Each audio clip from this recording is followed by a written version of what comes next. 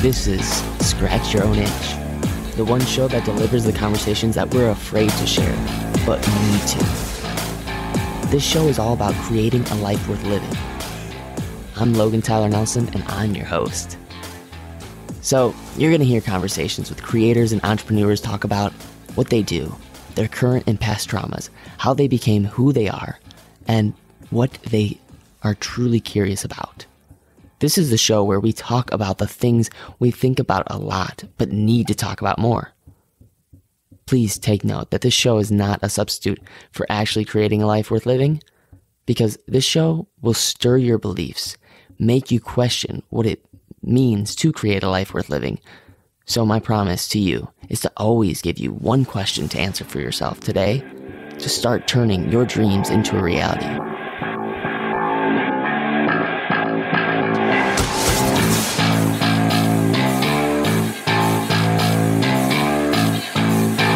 Hello, ladies and gents. This is your friend, the one and only Logan Tyler Nelson. Thank you guys for listening to the show. I really appreciate it. I know that you could be doing so many other things right now, like listening to another music of your choice or another TV show, or I don't know, maybe watch an awesome Netflix show. But instead, you came here, and I want you to know you came here for a reason, for a real reason. So don't let that pass you by. I've got an awesome guest with me today. I'm super pumped to introduce you to the one and only Kam Knight. He is a coach, writer, author of several best-selling books in the area of mental performance, such as memory, concentration, and productivity.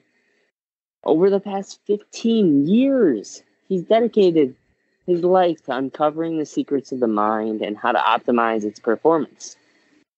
When he's not teaching, writing, or coaching, he is globetrotting, having traveled to nearly 100 countries around the world. I want you to really take that in. Like, this guy knows how the brain operates. And the number one skill that we can do as a human being is to learn. And so we're really talking about a major topic right now, the art of learning. So, without further ado, give a warm welcome to the one and only Kam Knight. All right. Thank you very much, Logan. Glad to be here, and thanks for having me on the show. Likewise, my friend. So, I want to jump right in. I want to hear a story from your life, just short and sweet, that made you so interested in this idea of learning and becoming better at it. All right. Well, it really started after I graduated from college. I decided to sit for the CPA exam. For those who don't know, that stands for Certified Public Accountant exam. And at the time, it was one of the most difficult certification exams to pass. It had a 15% first-time pass rate. And so I decided it might be worth my time or while to learn some study skills, because I hoped that the time I spent to learn study skills could pay off by helping me save time studying. And sure enough, it did. I almost passed the exam on my first try, which was a really big feat. I passed 3 of the 4 parts, and I missed the 4th part by a few percent. And I was actually kind of surprised by it, considering the difficulty of the exam and considering that I wasn't really an accountant. I was like a finance major who just took enough accounting courses to sit for the exam. And it got me thinking, this whole intelligence thing is kind of overrated. I used to think that intelligence was something that you really had or you were born with, and there wasn't much you could do. I mean, maybe you can change it a little bit, but outside of that, you were kind of stuck with it.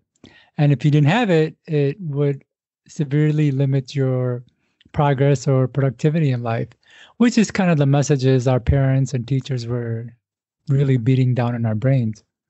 And through this experience, I realized that, intelligence is something that can be learned. It seems like the people that we call genius seem to have either figured these techniques out on their own, or their mind just naturally works that way. And I realized that if we can learn the way that their minds operate, then we can operate just as well, if not better. That is so cool, dude. I love it. I love it. I'm curious then, what do you think is a myth about learning that a lot of us maybe struggle with? That's most widely known. Hey, you got to learn this way, or you got to learn that way. Like, what have you gathered upon your experience and research? Well, one of the biggest myths was what I just kind of mentioned, that I thought intelligence was this innate thing.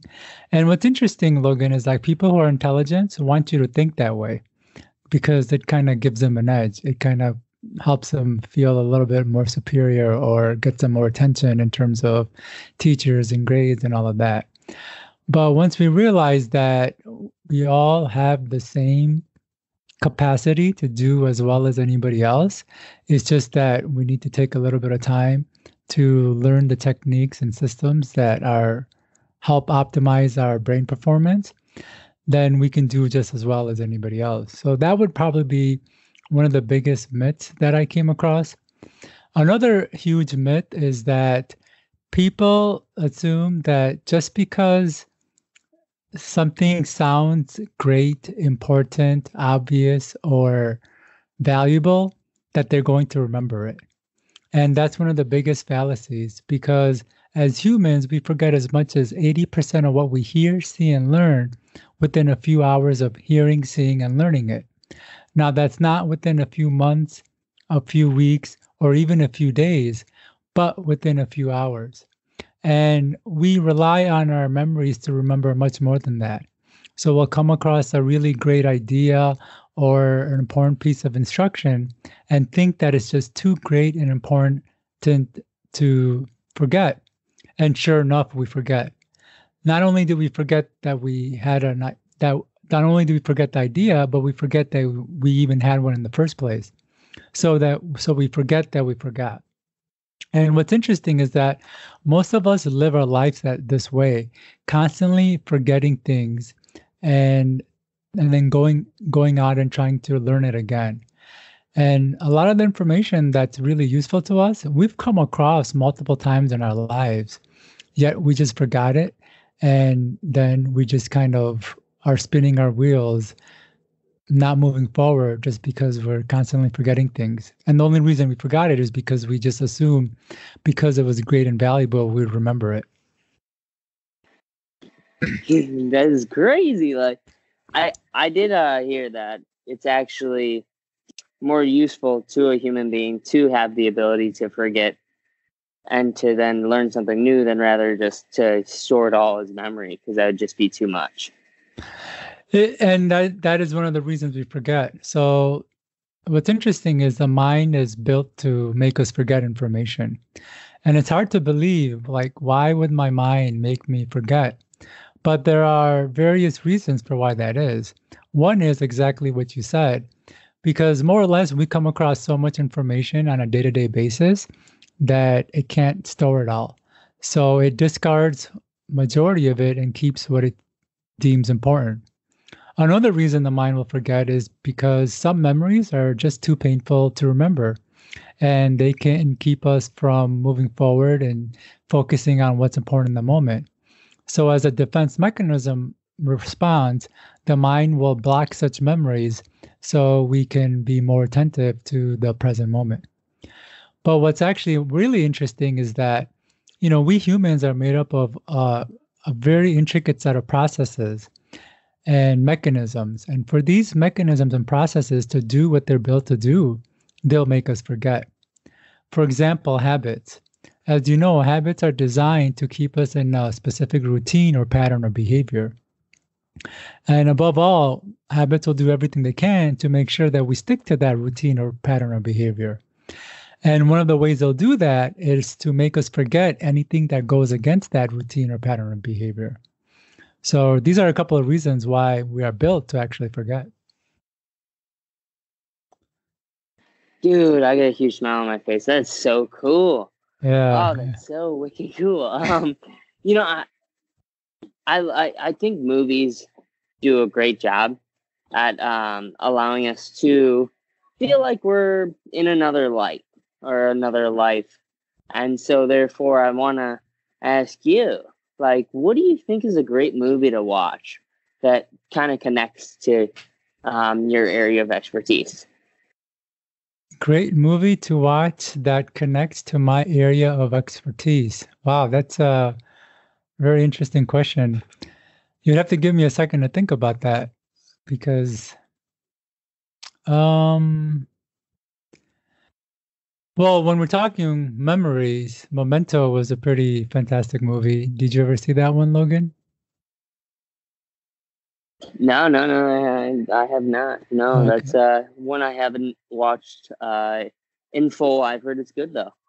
Yeah, it's kind of an interesting movie. It's about a guy who kind of gets into an accident and had some brain trauma, so he loses his ability to either retain short-term memories or long-term memories. I forget what it is. And so essentially he is on a path to find the person who killed his wife. And because his memory, so he only has short-term memory, not long-term memories. Because none of his memories become long-term, he forgets that he's actually already found him and killed him, but he continues to go on the search. And his mind creates this purpose for him that he needs to be on the hunt for this murderer of his wife. And he's actually like killed multiple people thinking he was killing his original murderer. Pretty out there movie. It was actually Christopher Nolan's first movie. You know, the guy who did Inception and Batman and his most recent Oh movie, yeah. Dunkirk. That was actually his first movie. So yeah. Oh yeah, I'm super familiar with Christopher Nolan's work. I love the guy. Yeah. Dude, I got a good question for you. Sure. What is your opinion on the key to happiness? The key to happiness? All right. Well, I think that our happiness is directly proportional to the pain that we put to get it. And I'll give you a really great example from my story, from my journey when I was traveling to nearly 100 countries. So when I first started off traveling, I was backpacking, so I was really roughing it. I wasn't staying in nice hotels or anything like that. And most places I stayed at didn't have any hot showers. In fact, I went through 3 different countries with cold showers. And then finally, I got to Costa Rica and I found out a decent hostel for a decent price, and they had a hot shower. And not only did they have a hot shower, but they actually had 2 knobs. So you can control the temperature of the water, one for cold and one for hot. And I tell you, Logan, I felt like I hit the lottery when I took my first hot shower in 6 weeks. Now, why did that shower feel so good? Because I'd taken hot showers in the past and they weren't a big deal. In fact, I had kind of gotten used to hot showers at a certain point in my life and expected it as my God-given right. And if the hot water wasn't working, I'd get upset. But the reason I was able to appreciate a hot shower is because I went so long without one. I went through the pain of not having hot showers. So then when I finally had one, I could kind of appreciate it and sulk in the happiness and joy that it brought. And I personally believe that the reason that depression and sadness and all of that it's so rampant in Western society is that we've just become too comfortable in the luxuries and the niceties that we have. And we don't necessarily have to put in the struggle and pain and grind because of, the advantages that we have. And as a result, since we don't do that, we don't actually get to experience any joy because, as I mentioned, our joy is directly proportional to the pain that we put in to get it. Wow. Yeah, dude, it reminds me of just the idea of discipline equals freedom. So when you just have too many things that you can delve into, like Mhm. our over annihilated love for TV shows in the Yes. country, And so it's like, oh my God, like if I see another Game of Thrones status, I'm going to just freak out because like I see 99.9% of people talking about Game of Thrones rather than, stuff that's actually going to change us. And there's no problem. Like, I get it. Like, entertainment's a huge thing. So it just, you're so right. That's a great story, dude. I really love it. Thanks, man. So I am curious though, because, you're a writer. I'm a writer of one book. I love books so much. I think books are not the ultimate way to learning, but I think it's a good way to obviously, get insight on something that you don't get to usually get insight on. So what's a couple, actually just one book, one specific book, other than your own that I'm going to tag in here. What's another specific book that you really like, that you're influenced by? Okay. Logan, it's kind of funny, but although I've written 10 books, I don't read too many books, and there's a reason why. Because I think too much reading can keep us from going out and experiencing the content. Does that make sense? Yeah. It almost it disables you from experiencing life, huh? Exactly, because I know a lot of people who love books and they overdo it. They read too much, and one, they don't build the muscle to apply what they're learning. And at the same time, books kind of become their escape, where if it makes them feel like they're doing something and making progress when they're really not. So I think books are great, and I agree with you. There's a lot of great content and great ways to learn. But the next step up is taking that content and applying it in the real world, or going out into the real world and learning it from an experiential level. But there are a few books that have made a really huge impact on my own path and my own journey. And one of them is called Equations of Eternity by, I believe, is David Darling. It kind of talks about how life and existence started all the way back from single cell organisms, and how we evolved to what we are now, and where the future holds for us. And this book came out, a good 20 years ago. And I read it when I was younger, but it just like really opened my mind, because it really talked about the evolution of the mind and how the mind didn't evolve as this one big, large processing unit, but as a collection of parts. And so sometimes these parts, they don't really communicate well with each other, because they evolved in different time periods and they're not completely like integrated. And this is where we kind of get some of our, I wouldn't say issues, but disconnects within ourselves and whatnot. So yeah, that was a really huge book. And another book that I really enjoyed that kind of set the foundation for my own healing journey and set the foundation for a lot of my content. It's called The Power of Your Subconscious Mind by Joseph Murphy. Yeah, I've heard of that last book, Joseph Murphy. Yeah. He is a great writer. Gosh, dude, I would love to talk to you for hours, but unfortunately, I like to keep these episodes kind of short and spicy and sweet to the point. And so I'm just gonna throw some like rapid round questions at you and see what you come up with. Is that cool with you, my man? Let's do it. Cool. Awesome. So, specifically, what is your favorite social media channel to hang out with? Social media channel to hang out with, I would say it's still, I guess, Facebook. Nice. Cool. I will plug in an easy link to all those people that want to find you on Facebook. And what's the most influential person to you? Oh, wow. You made it to the very end of the show. Thank you so much for tuning in for another episode of Scratch Your Own Itch with your host, Logan Tyler Nelson.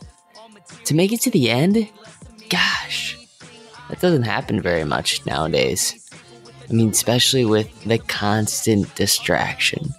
So I appreciate all of the efforts that you just took out of your day to make it to the end. And if you hit that subscribe button and leave a review, you would have no idea what that would mean to me. So thank you so much for taking the time to hit that subscribe button.